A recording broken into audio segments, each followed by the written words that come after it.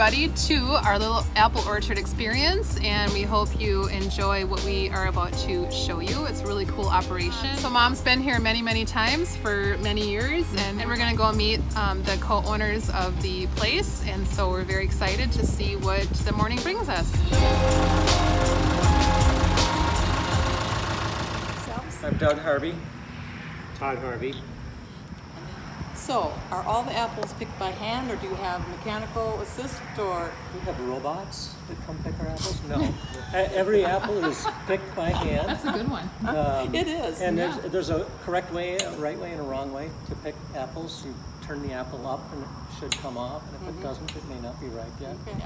If you don't do it properly, you can damage the fruit bud for the following year. You know, a lot of places will have more of a circus environment, you know, petting zoos and hay rides and things like that. We've kind of opted just a little bit different flavor for going on here. So. Okay. Last year in Northfield, we had a tornado on September like 19th and 20th. So, I remember. so we're pretty much there. We're seeing the final stretch, and now it's just a matter of waiting for the apples to ripen and harvesting in August. Then the season really starts getting crazy September and October. That's the absolute peak. And we'll sell apples till Christmas Eve. I just wanted to add, we're going to start picking Honeycrisp this week, and Okay. that's Started when it gets yesterday. crazy. I'm sure. Yeah. Yes. Started yesterday. They're in the store right now. That's right. Okay. Hi, so welcome to Fireside Orchard. My name is Doug Harvey. I'm one of the owners. My brother actually runs the orchard, and I get the fun part of talking to people as they come out. The orchard was actually started in 1970 or 71, I always forget. My dad started it in Kilkenny, and then in 1985 he was driving by this property and he saw a for sale sign, and he couldn't get to the realtor fast enough. He knew this was an excellent location, and they started planting trees in 1986. So we grow mostly University of Minnesota varieties, Sweet Tango, Honeycrisp, some of the older Harrelson, Fireside. Those are all U of M varieties, Zestar. And you'll notice some of the trees are smaller, some of the trees are larger. We have, over the past 5 years, we've replanted over a third of the orchard in some of the newer varieties, Kindercrisp, Riverbell, and other privately developed varieties as well. These are Harrelson here. They'll be ripe in about 2 weeks. This is actually, you look closely, you'll see the new growth. And we don't like to have a large crop on these smaller trees because we want them to get bigger and start producing fruit buds. So the larger trees on this side, these are some of the original planting. So as you can see, they don't have a lot of apples on them. The trees don't have any apples on them. And that's because of two things. They're old, and as we get older, we don't produce as much as we used to. And it just happens to be a light crop year. Apples tend to cycle every other year. Is a peak year and a low year. Last year was a very high volume year for us. And we prune for production, and what that means is we like to have the trees be able to produce as much fruit as possible, and also that we can harvest them. So we will prune for 3 points of entry into a tree, so that when the pickers come, they can stand in one place and pick as many apples as possible from the center of the tree. Trees, these smaller trees are painted white, and we do that to protect the trees in the wintertime. The sun will reflect off the snow, so they're only painted on the southwest side, but the sun oftentimes will reflect off the snow and scald or burn the skin. What'd you say, Mom? The trunks get sunburned. Oh yeah. And Awesome. Okay. Right, the trunks get sunburned, and it's not good for them. Right. So the other thing you may notice is the wire cage around the bottom, and we do that to protect the trees from mice. Oh, sure. Mice love tender bark, so they will oftentimes chew on the bark, and if they chew it all the way around, it'll girdle it and the tree dies. Yeah. And then the other thing is these black hoses. We have drip irrigation that we run through the orchard. So from this point, you can see the majority of the orchard. The larger trees down there, that's all old original planting. The younger trees in here in this area, this is all new in the last 5 years. And goes all the way back to the cornfield. This is where we store all of our apples when they've been picked. So first thing you'll notice, other than being cold, is the smell. Yeah. It's just Smells wonderful. awesome. Sometimes I'll come in here just to see what it, just to spend some time and smell. During the peak of the season, all of these bins will be full. So each year we pick about 500 bins of apples, depending on the season. We press cider on Wednesdays, and then we bottle on Thursdays. So during that time, it's stored in here to cool down between pressing and bottling. And then we'll head into the cider room, and I'll show you how that operation works. But we also sell apples and cider and pies at the Minneapolis Farmers Market on the weekends, Saturdays and Sundays.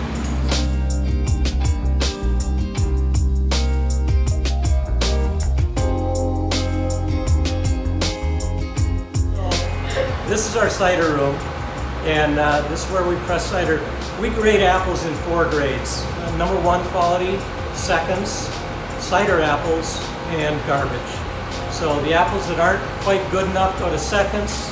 The apples that aren't good enough for seconds will be put into cider, and then there are always a few that are just too spoiled to use for anything. So the cider apples are brought into here. They're run through a small machine which just washes them. They're inspected one last time just to make sure that there's nothing, no spoiled apples that go in. And from there, they go into this hopper, up the chute, the conveyor, and they're dumped into this large chopper here.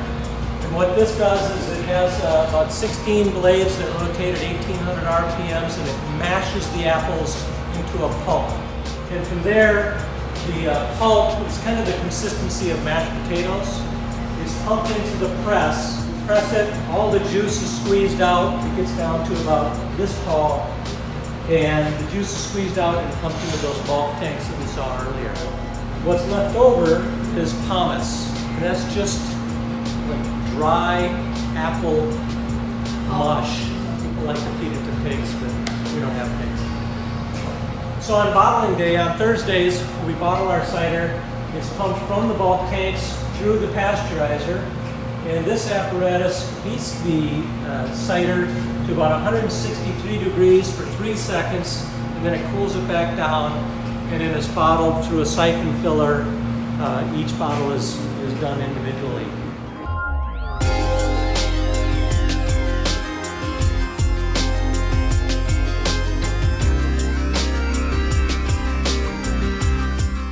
That's how they are sorted for size. This is a grading line, state of the art.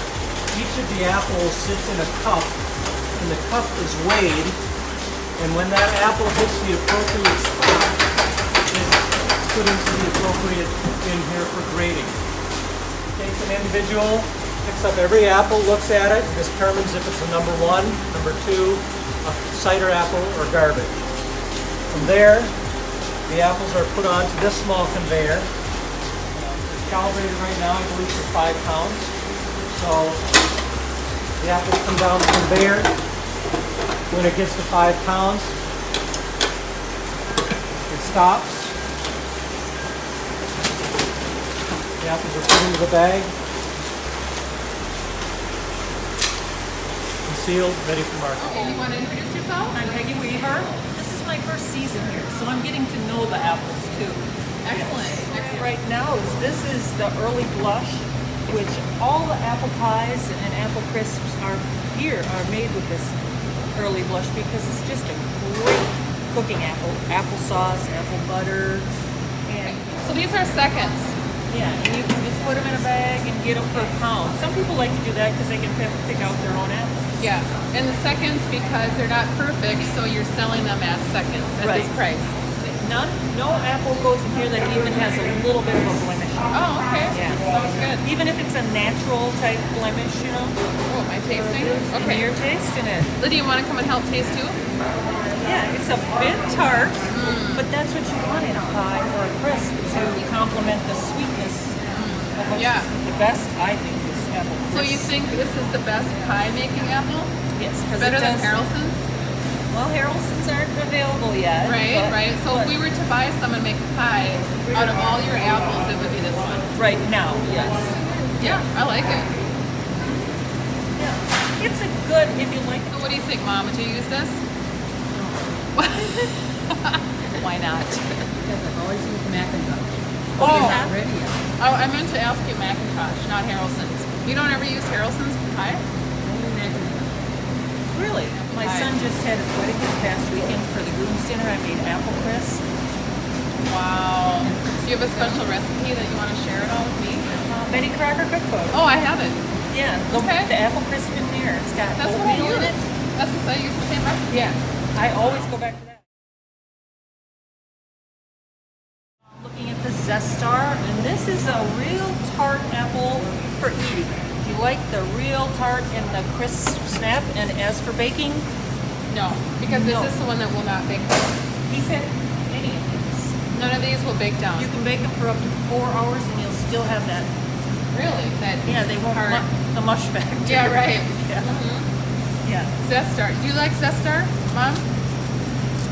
Yeah. Mom? No, she's shaking her head. I don't like a real tart apple. Oh, I like this one for eating though. This is the Kinder Crisp right here. Wow. Kind of divide down the That is middle. so tasty. That's a big apple.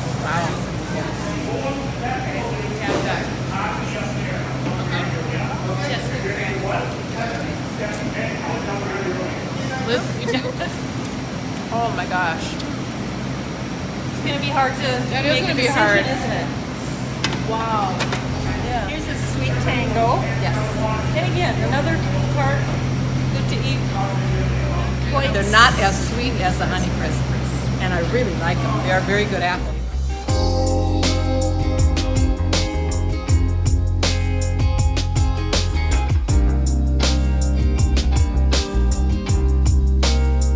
You get your hot.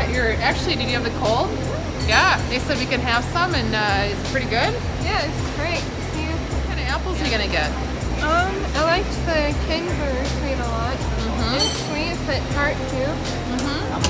Have to have laughter, you know.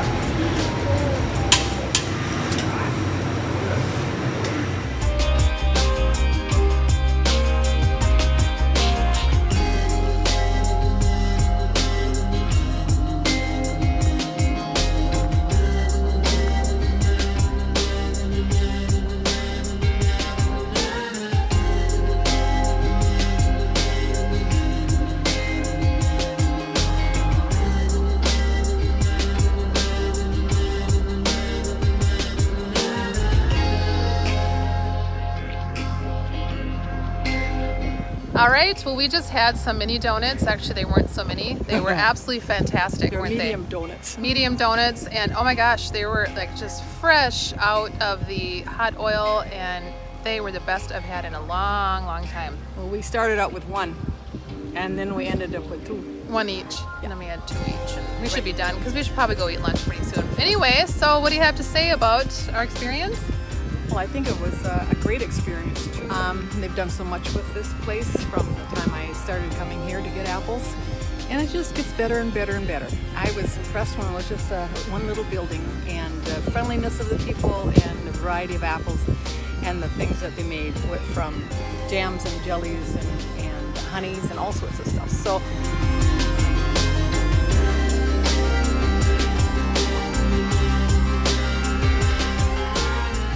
this is so beautiful. You guys are doing such a good job.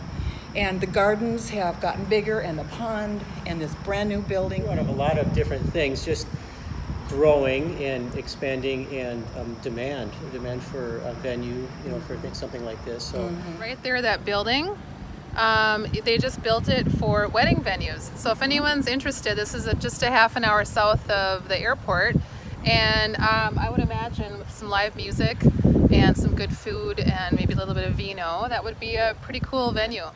We thank the owners, Doug and Todd, for being so welcoming to us and so helpful in all the information they gave us. And so we just wish them ultimate success. Sounds good.